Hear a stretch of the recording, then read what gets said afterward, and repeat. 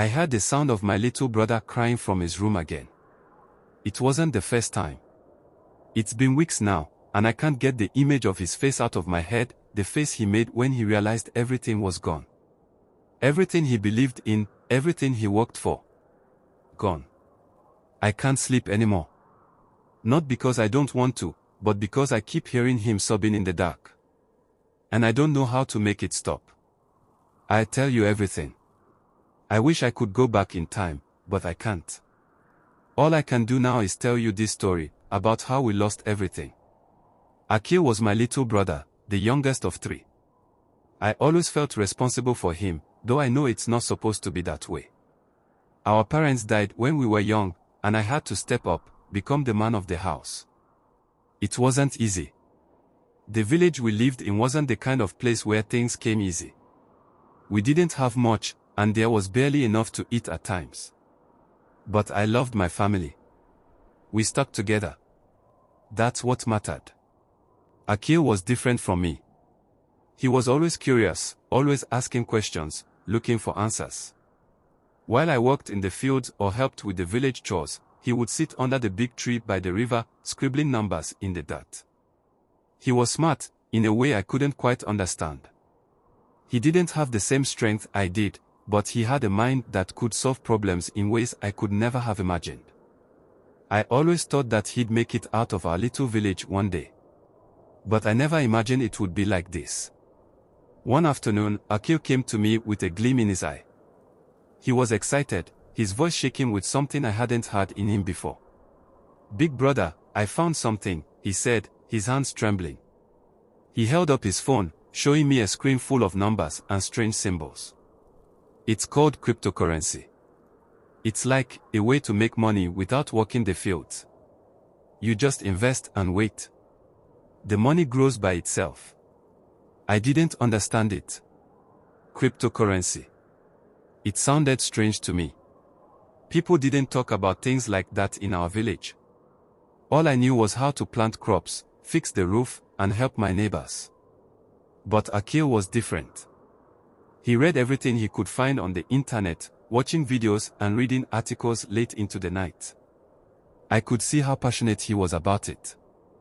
At first, I told him he was dreaming too big. "There's no such thing, Akil," I said, trying to bring him back down to earth. "People like us don't get rich that way. We work, we eat, we survive. That's it." But he wouldn't listen.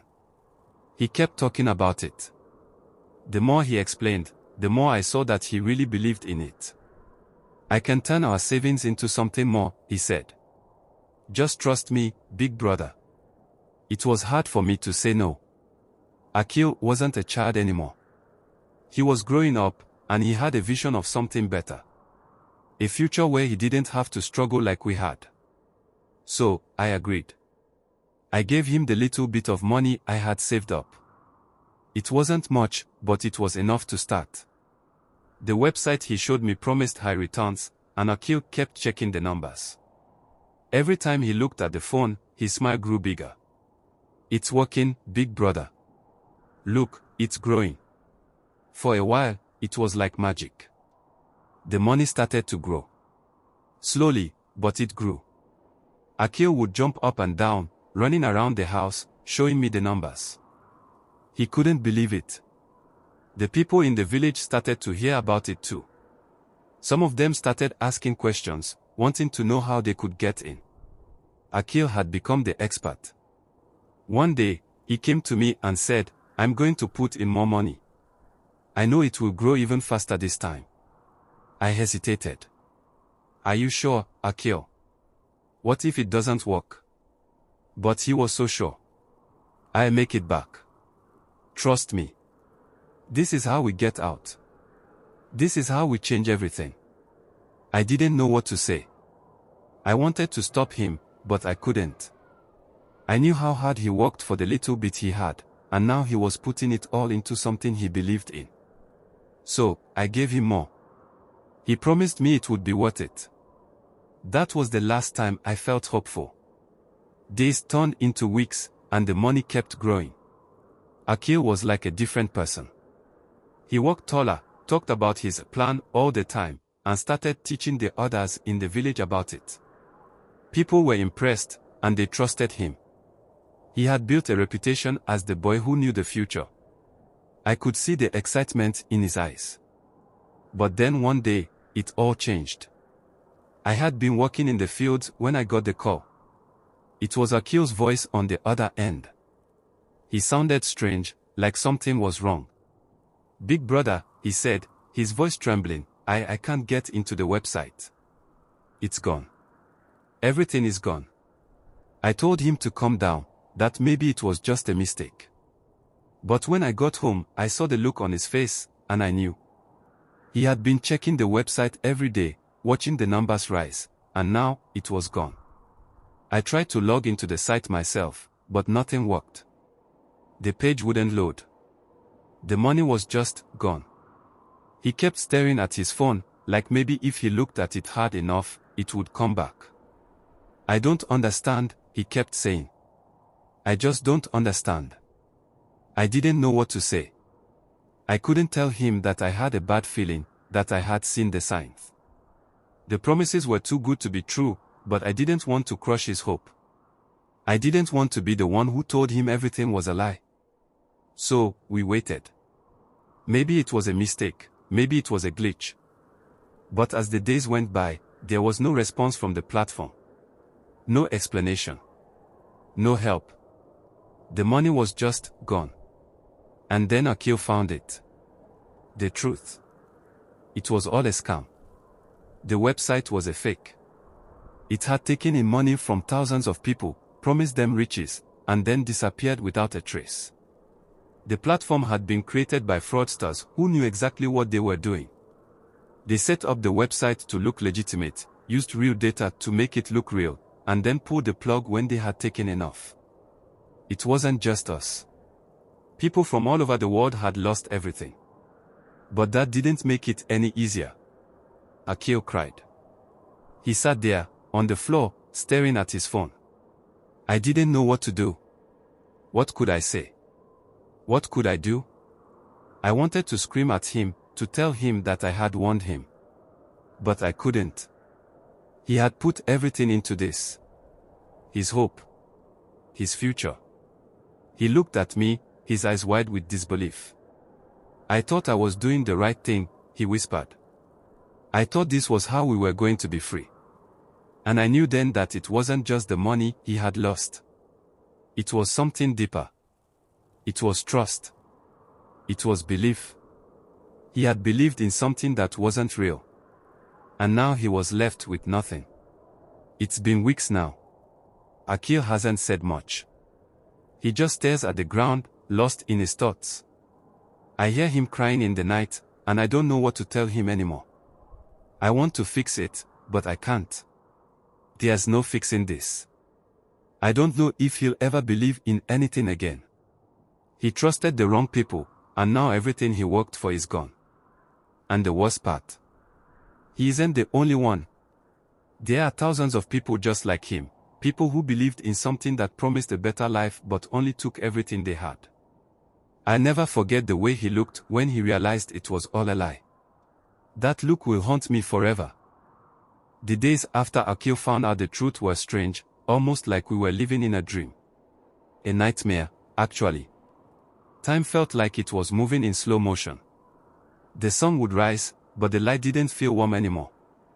I could feel the weight of his loss in the air, hanging over the house. It felt heavier with every passing day. Akil didn't leave his room much. He just stayed there, scrolling through his phone, probably looking for any trace of the money he lost, hoping that maybe, just maybe, there was a way to get it back. But there wasn't. And I knew that. One evening, I couldn't take it anymore. I knocked on his door, gently at first, then harder when I didn't get a response. I pushed the door open and saw him sitting on the floor, surrounded by papers and scribbles, calculations, numbers, graphs. He was trying to make sense of what happened, trying to understand where it all went wrong. Akil, I said, my voice shaking. He didn't look up. I should have known better, he muttered, his voice barely audible. I should have seen it. It was too good to be true, big brother. It was too good. I sat down beside him. I wanted to say something, to help him, but I didn't have the words. All I could do was sit there and watch him, as he picked up one of the papers, crumpled it, and tossed it aside. He had lost everything. And in some ways, so had I. What do we do now? I asked, my voice breaking. Akil didn't answer. Instead, he stood up, walked to the window, and stared out at the village. The same village we'd lived in our whole lives. The same village where we were born, where we struggled, where we tried to survive. I thought this was the way out, he whispered, more to himself than to me. I thought if I did this, we wouldn't have to live like this anymore. I thought if I could just turn the money into more, I could give us a better life. But now, it's all gone. The silence between us felt suffocating. I didn't know how to fix what had happened. I had watched him fall into that trap, and I couldn't stop it. Do you still believe in something? I asked, feeling foolish the moment the words left my mouth. How could anyone believe in anything after what we had just been through? But Akil turned to look at me. His eyes were empty, hollow, but there was something else too. A glimmer of determination, maybe. I don't know what to believe in anymore. I thought I could trust that website, but now I know what the world is really like. People will always try to take from you. You can't trust anyone. That was when I realized that Akil's biggest loss wasn't just the money, it was his innocence. The belief that things could be better, that people could be trusted. It was all shattered. He was still just a boy, but now he was forced to see the harsh reality of the world. And it wasn't kind. Over the next few weeks, Akil tried to rebuild his life. But it wasn't the same. He wasn't the same. The boy who used to dream about a better future, the boy who believed in possibilities, was gone. He became quieter, withdrawn. I tried to talk to him, to get him to open up, but all he did was shake his head and say, I just need to figure things out. I watched him, and I realized something. He wasn't just mourning the loss of the money. He was mourning the future he thought he could create. The life he thought was waiting for him on the other side of that scam. And now, he had nothing. One evening, I went into the village to visit a friend. As I walked down the dirt path, I noticed something strange. People were still talking about Akil. They were whispering about his investment, about how he had been the one to bring it to them. Some even said they wished they had listened to him, that maybe they could have made something out of it. But I knew the truth. I knew what had happened. The next morning, Akil came to me, holding his phone. It was a message. A new platform had opened up. One that looked almost exactly like the one he had invested in. The same promises.